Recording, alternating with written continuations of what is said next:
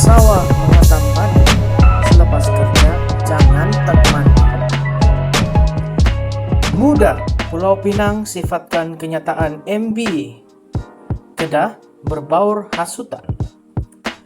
Georgetown, Parti Ikatan Demokratik Malaysia Muda, Pulau Pinang menzahirkan rasa kecewa terhadap kenyataan tidak berasas dan berbaur hasutan perkauman yang dikeluarkan Menteri Besar Kedah, Datuk Seri Muhammad Sanusi Muhammad Noor. Setiausahanya, Siranjeev Ram berkata, tuduhan mengatakan Dun Sungai Bakap tidak mendapat bekalan air kerana diskriminasi terhadap orang Melayu adalah satu tomahan tidak masuk akal dan berniat jahat. Tegas beliau, kenyataan itu bukan sahaja mencerminkan sikap tidak bertanggung jawab tetapi juga menunjukkan betapa rendahnya taraf politik Perikatan Nasional PN yang terus memainkan isu 3R Raja, Bangsa, Agama setiap kali menjelang pilihan raya. Jika inilah tahap politik PN, jelas sekali mereka ketandusan idea dan tidak mempunyai hujah yang bermanfaat untuk ditawarkan kepada rakyat. Acap kali berdepan dengan isu, PN lebih gemar untuk mengaitkan dengan kaum dan agama. Sikap seperti ini hanya akan memecah belahkan rakyat dan menanam kebencian yang tidak perlu. Ia menunjukkan betapa terdesaknya PN dalam meraih sokongan dengan cara yang tidak bermoral. Adakah Muhammad Sanusi tidak arif akan isu-isu semasa sehingga beliau tidak mengetahui bahwa kerajaan telah mengumumkan bahwa kerajaan negeri Perak telah bersetuju untuk membekalkan air kepada Pulau Pinang sebagai langkah menyelesaikan isu bekalan air di negeri ini? Katanya dalam kenyataan media hari ini. Tambah Siranjeev, isu air di Sungai Bakap adalah berkaitan dengan masalah infrastruktur dan pengurusan sumber air, bukannya soal diskriminasi kaum. Penyelesaian kepada masalah ini memerlukan perancangan dan kerjasama antara kerajaan negeri dan pusat. Rakyat Malaysia khususnya di Pulau Pinang memerlukan kepimpinan yang beribawa dan berintegriti, bukan politikus yang hanya tahu bermain sentimen perkauman dan agama. Sudah tiba masanya kita menolak politik murahan ini dan memilih pemimpin yang benar-benar komited untuk memperbaiki kehidupan rakyat dengan dasar-dasar yang konstruktif dan inklusif, katanya. Sehubungan itu, Muda Pulau Pinang menyeru semua pihak untuk menolak politik perpecahan dan memilih jalan yang membawa kemajuan dan keharmonian untuk semua.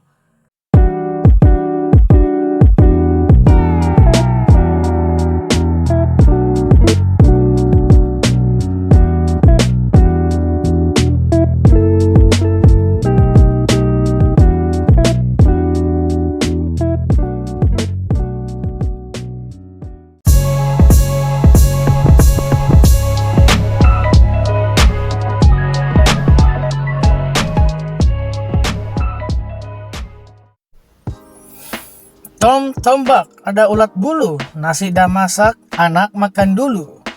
Turun ke sawah mengetam padi, selepas kerja jangan tak mandi. Berita hari ini, pengundi Sungai Bakap. Belum tentu kami pilih PAS, kata mereka. PAS mungkin bukan pilihan otomatik untuk pengundi pada pilihan raya kecil PRK Sungai Bakap akan datang walaupun parti itu adalah penyandang di kerusi Dun berkenaan, kata pengundi. Mereka memberitahu The Malaysian Insight apa yang diperlukan oleh mereka ialah seorang wakil rakyat yang bukan sahaja lantang tetapi responsif kepada keperluan pengundi. Malah mereka hanya akan membuat keputusan siapa yang akan disokong selepas meneliti senarai calon. Demikian maklum balas beberapa pengundi tempatan menjelang PRK Sungai Bakap pada 6 Julai dengan hari penamaan calon pada 22 Jun. Kerusi Dun Sungai Bakap di Pulau Pinang kosong berikutan kematian penyandangnya Nur Zamri Latif 56 pada 24 Mei lalu akibat radang perut.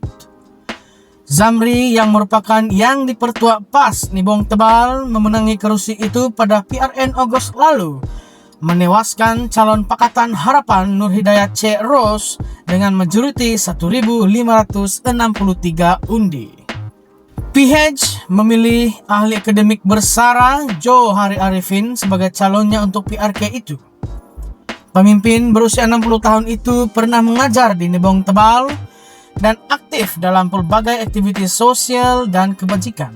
Pengurusi Perikatan Nasional PN, Muhyiddin Yassin, berkata calon daripada gabungan itu adalah daripada PAS dan mereka dijangka menamakan calon hari ini.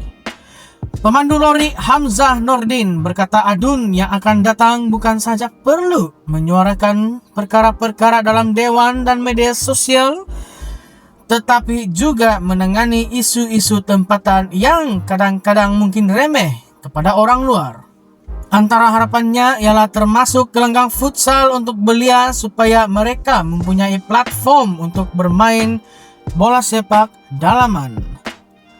Katanya, kawasan lain di Nebong Tebal mempunyai gelanggang futsal tetapi tidak di Sungai Bakap. Saya tidak mempunyai banyak keinginan. Keadaan di sini agak biasa dan normal, kata Hamzah. Beliau berkata ramai pekerja tempatan mendapat pekerjaan di kawasan lain di Pulau Pinang manakala terdapat sebuah taman perindustrian di Sungai Baong berhampiran yang menawarkan kemudahan kepada masyarakat yang lebih suka bekerja berhampiran tempat tinggal mereka. Mengenai dakwaan kekurangan bekalan air yang teruk, Hamzah berkata ia tidak berlaku. Sebenarnya mereka yang tinggal berhampiran sempadan Kedah berdepan kekurangan, tetapi di Sungai Bakap kami mendapat bekalan yang stabil sekarang. Gangguan sekali sekala mungkin 2 kali seminggu dan kebanyakannya adalah pada 5 petang hingga 7 malam, kata Hamzah. Pengundi tempatan Osman Rawa berkata, seperti orang lain, penduduk di sini prihatin dengan isu harian termasuk banjir kilat. Beliau berkata bekas Adun Zamri dikenali dalam kalangan masyarakat. Kami mengenali beliau sebagai orang tempatan. Kami tidak pasti sama ada pengundi akan terus menyokong partinya PAS karena kedua-dua PH dan Perikatan Nasional PN mendapat sokongan di sini, katanya. Pendaftaran pemilih terkini menunjukkan terdapat 39.279 pengundi di kawasan itu. 39.222 daripadanya pengundi biasa dan 57 anggota polis. Pada pilihan raya Agustus lalu, Melayu membentuk 59,36% dari pengundi, Cina 22,54%, India 17,39%, dan etnik lain 0,71%. Isu kos sara hidup. Perniagaan Lim Ahwan berkata mana-mana pihak yang boleh membendung kenaikan kos sara hidup akan mendapat tempat di hati pengundi karena terdapat kebimbangan terhadap kuasa beli mereka. Ia sama ada memerlukan cara untuk mengurangkan kos atau meningkatkan kapasiti pendapatan kami supaya dapat menangani isu kos sara hidup, katanya. Lim menyarankan kerajaan coba mengurangkan bilangan pemain dalam rantaian bekalan untuk mengurangkan kos dalam logistik supaya harga barangan juga dapat dikurangkan. Pemerhati politik Ramdan Ishak dalam pada itu berkata pengurangan subsidi diesel mungkin mendorong pengundi protes untuk menyokong PN. Tidak banyak isu setempat di Sungai Bakap, tetapi terdapat kebimbangan penurunan harga bahan api boleh mencetuskan kesan melata terhadap isu kos sara hidup. Rahmat juga berkata pengundi kini sudah bijak dan mereka mahu mempunyai pemimpin yang tulen, bukan mereka yang berdakwah tetapi bertindak sebaliknya.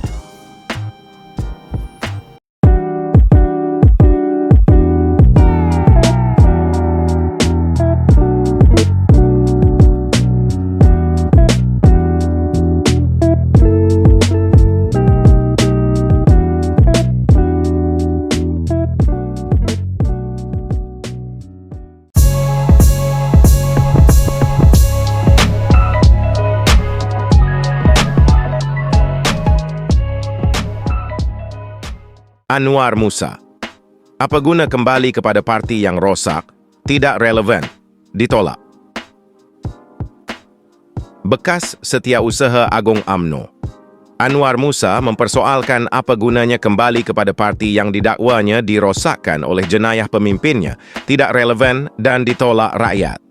Dalam satu kenyataan di Facebook, beliau berkata, tidak perlu memberi perhatian serius terhadap kenyataan ahli Majlis Tertinggi UMNO Jalaluddin, alias bahwa parti itu sedang mempertimbangkan untuk mengambil semula beberapa bekas pemimpin dan ahli yang disingkirkan semasa pembersihan seluruh parti selepas pilihan raya umum ke-15, 2023. Terpulang pada mereka berkenaan kalau mereka mahu ke mana dalam politik. Itu hak individu. Tidak hairan bila parti yang hanya menjadi alat dan perisai bagi pemimpinnya. Tiada lagi demokrasi dalam organisasinya yang membelakangkan asas dan dasar penubuhannya, yang sudah kabur siapa teman dan siapa musuhnya, siapa murid dan siapa gurunya, malah siapa ulil amrinya. Jelas deria politik mereka telah dikembirikan perlahan-lahan, kata bekas ahli parlimen ketereh itu. Beliau berkata UMNO masih berdiam diri apabila UiTM dilabelkan sebagai apartheid, dan daripada menangani isu seperti cukai, bil, dan nilai ringgit yang semakin berkurangan, ahli parti sibuk mewajarkan tindakan pemimpin mereka. Tidak hairan kalau beribu-ribu cawangan terbiar dan gagal atau enggan bermesyuarat. Berjuta penyokong menukar kiblat dari satu PRU ke satu PRU. Ratusan ribu ahli tidak segan silu memilih untuk tidak ikut menjilat. Malah sebaliknya tidak takut untuk memberi pelbagai isyarat, memilih haluan sendiri, dan menukar kiblat. Yang pasti, ramai yang pergi tidak akan kembali lagi, katanya. Tahun lalu, Anwar, yang pernah menjadi ahli UMNO dari 1972 hingga 2022, mengemukakan permohonan untuk menyertai PAS. Beberapa pemimpin parti terkemuka seperti bekas ahli parlimen Rembau Khairi Jamaluddin Abu Bakar, bekas ahli parlimen Tanjung Karang Noh Omar, dan Isham Jalil turut disingkirkan dalam pembersihan itu.